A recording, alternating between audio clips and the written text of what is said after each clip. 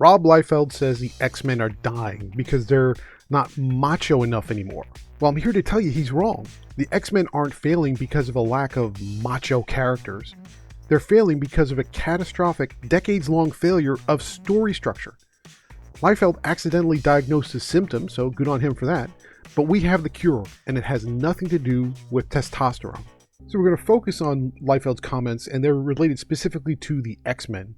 But the problem isn't just about the X-Men.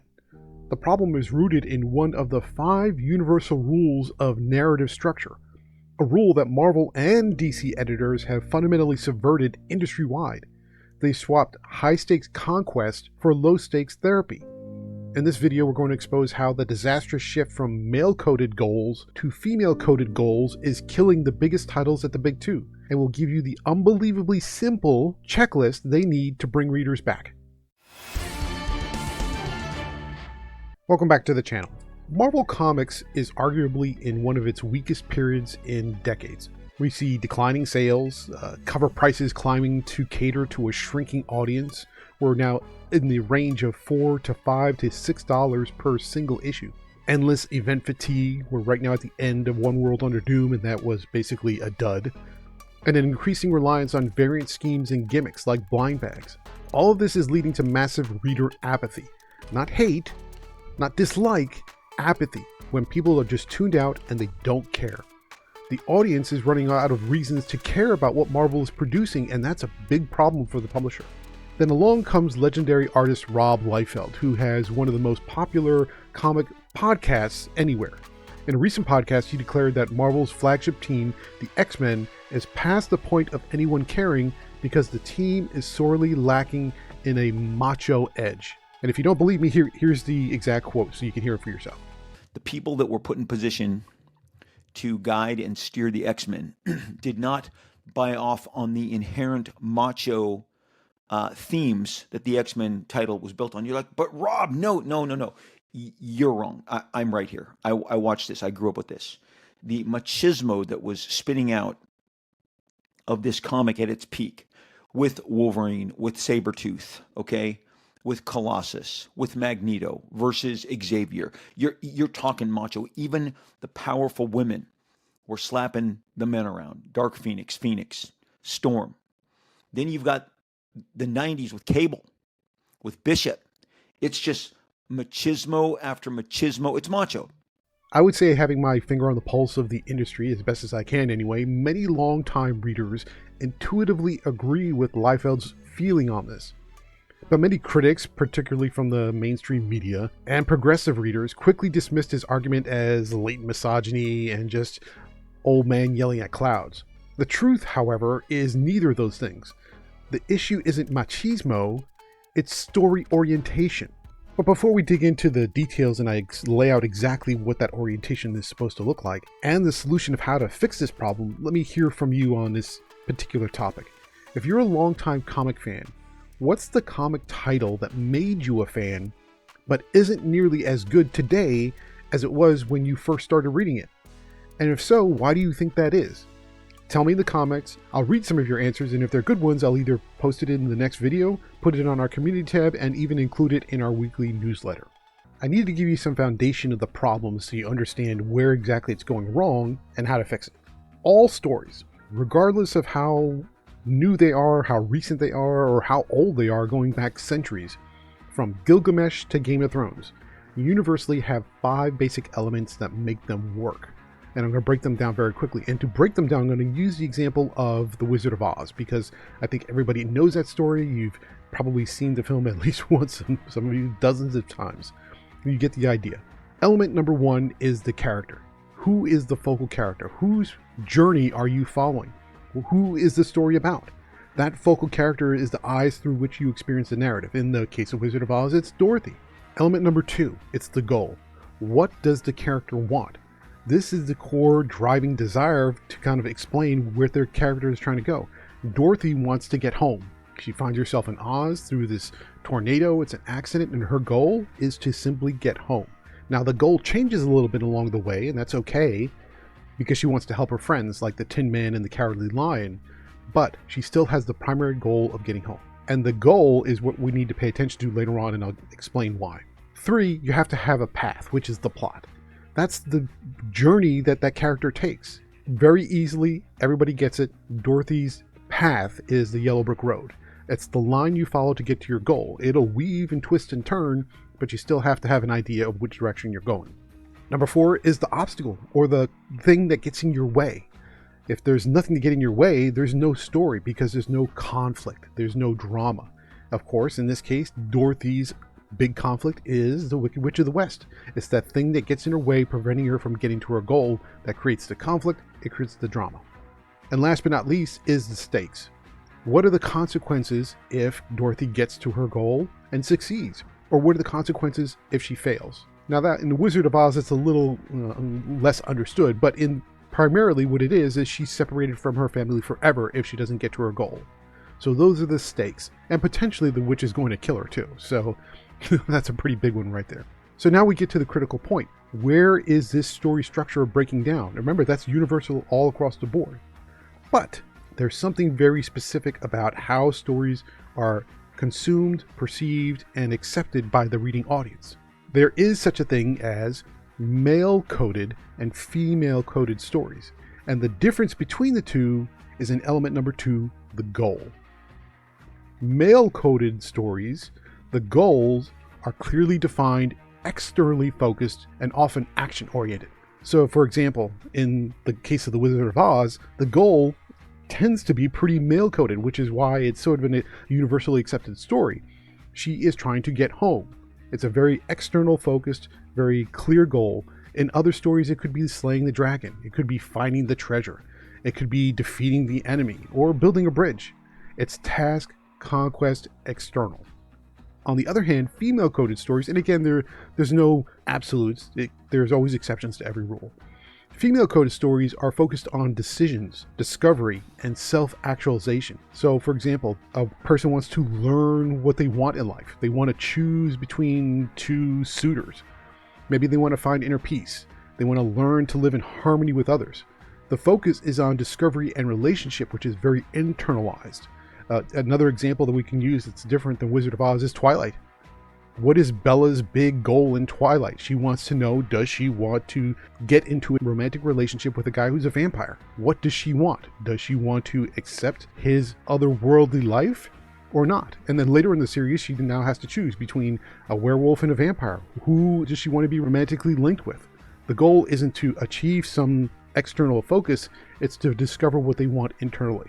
Male-coded stories are very task and external focused. Female-coded stories are very internal, self-actualized, and sort of discovery and relationship focused.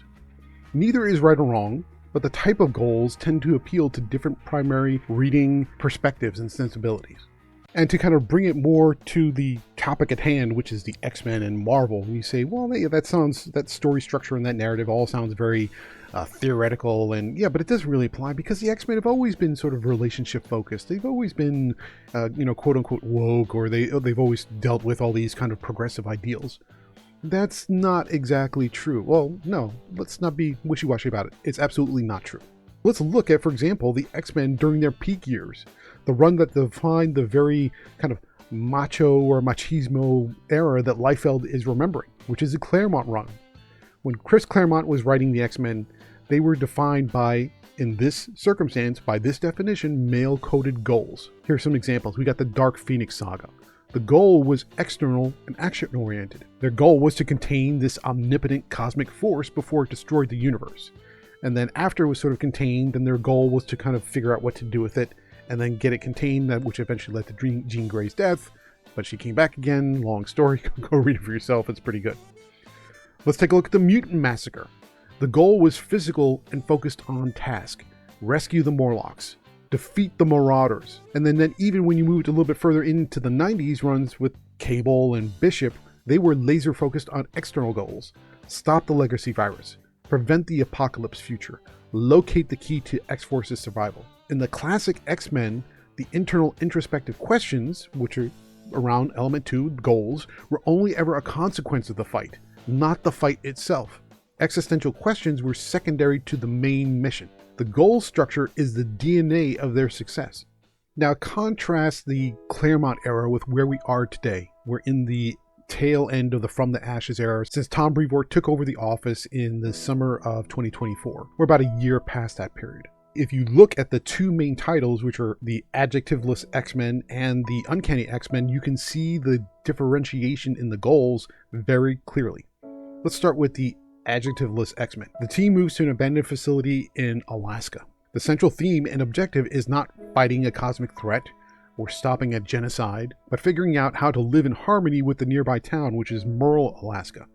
The core struggle is internal and introspective, the definition of female-coded storytelling, when the X-Men brand historically is built on external task-oriented goals, protecting a world that hates and fears them. Now let's move over to the same in Uncanny X-Men. Rogue leads her team to New Orleans to set up a residence with a new group of mutants in what they call Haven House. These new mutants are called the Outliers, and they're basically very new to the life of being a superhero type of mutant. They have no immediate external tasks that they're trying to achieve. Their purpose seems to be learning how to live in peace and harmony with their surroundings and each other and the nearby town, which is the main part of New Orleans. Again and again, the recurring goal of the flagship X teams is internal, introspective, more focused on decision and internal discovery. The very definition of female-coded storytelling. When the X-Men brand historically was built on an external, task-oriented goal set, protecting a world that hates and fears them. Is it right or wrong? Well, that's up to you and to the sales for Marvel. But when you compare the two eras, the distinction is night and day. But here's the kind of funny twist. We spent this entire video basically making the case that Rob Liefeld is wrong. What we see, though, is that Rob Liefeld was describing the outcome correctly. He just misdiagnosed the cause.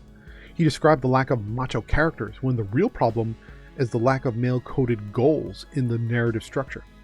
The problem isn't that Wolverine isn't gruff enough, it's that Wolverine's task isn't gruff enough.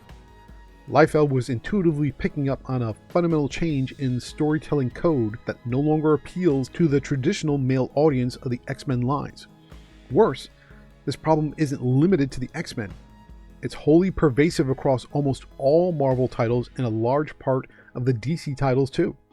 Writers and editors continually publish female-coded stories because they focus on goals that inherently appeal to that sensibility. They've forgotten how to give the hero a mountain to climb, a bridge to build, or a dragon to slay. It's all about feelings, thoughts, and inward reflection. That's not to say that's wrong, but that is to say if that's how you want to write your stories, but you want male readers, you're targeting the wrong audience. But here's the good news. The structural solution is surprisingly easy, or I would say simple. The problem isn't complexity, it's discipline. The fix requires that the big two, and let's focus on Marvel and the X office, reestablish the primacy of element number 2, the goal. Figure out what the goal is meant to be, and then make sure it is consistent with what the audience wants.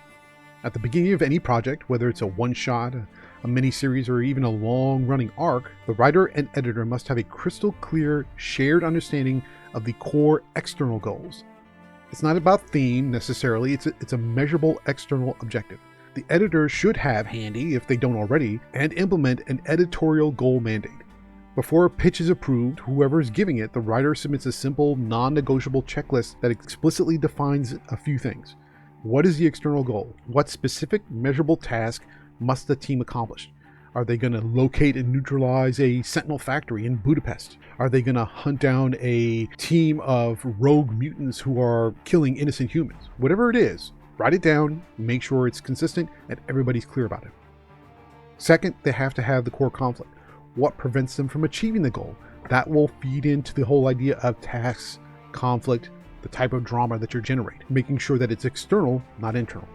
And then what are the stakes? What are the consequences of failure? If the goal is just to stop some guy from jaywalking, well, the stakes on that are not particularly high. So they have to be pretty big stakes to keep the drama up and the readers interested. Now, this is all basic editorial and writing 101 type stuff. But if you look at the comics as they're being written today, you can see multiple examples of where the basics are not being followed. The goal here isn't to stifle creativity. It's about safeguarding structure and making sure that we maintain the basics. The editor's job then becomes enforcing that goal. If the story starts to drift into pages of existential reflection and the goal tends to get lost in the background, the editor is responsible for exercising their authority and send it back. Make sure that the writers fix it make sure the editors make the changes as needed. If you don't have the goals clear or they're not maintained consistently throughout the book, then you don't have a book and needs to be done again. The hard truth is that the current crop of editors have continually failed in this most fundamental task, allowing thousands of pages of directionless, introspective fluff to be published. And you see this over and over again where stories just meander and wander. Now, we may have to do another video talking about the dreaded D word, decompression, because that's another big problem here. But I wanted to focus specifically on goals because it makes a big difference in what we're trying to accomplish. But if Marvel wants to reclaim the young male readers they've lost, and that's the whole statement we hear about losing a whole generation, their flagship comics must stick to the 5 elements, and the core goals must be relentlessly male-coded, task-oriented, and high stakes. They've got to define the dragon before they send the heroes to slay it. Well, there you have it. Rob Liefeld isn't shy about expressing his opinions. I think everybody knows that at this point, but so neither are we, or me specifically. In the case of the X-Men, Liefeld got the symptom right. And so that's where I want to give him the kudos, that the comics no longer appeal to men and male readers. But he pointed it out for the wrong reasons. The real reason is that modern X-Men comics are not written to appeal to the traditional young male reader because the stories fundamentally lack the male-coded goals that drive that audience. And if you want to look for additional examples, we can get into manga and all the popular shonen type of stories that are out there, and all of them hit all these 5 markers to a T. Thankfully, it doesn't have to be this way, and the fix is simpler than you think. Define the goal, make sure it's external and task-oriented, then go slay that dragon. So if you, like me, like to read male-coded stories where you do get to fight the dragons or fight the demons or build the wall or tackle the impossible task, check out my new book, The Revelation Cycle. There's a link to it down in the description. It's available on Amazon right now. I think you're really going to love it. Angels, car chases, explosions, all kinds of stuff. And yes, people die. It's that kind of a story. Also, if you like urban fantasy stories where you, again, have male-coded goals baked in, go to my Substack, mysticstreets.substack.com. Again, there's a link in the description. The stories are all free. You get to enjoy them every week in between novels, and you're going to really enjoy those types of stories. Hopefully you found this video helpful, and if you want more insightful commentary that proves Rob Liefeld is wrong, even when he's right, hit that subscribe button, hit that bell for notification, and that helps us make more videos like this one just for you. Now, go read comics, but read wisely. I'll see you next time for more comical opinions.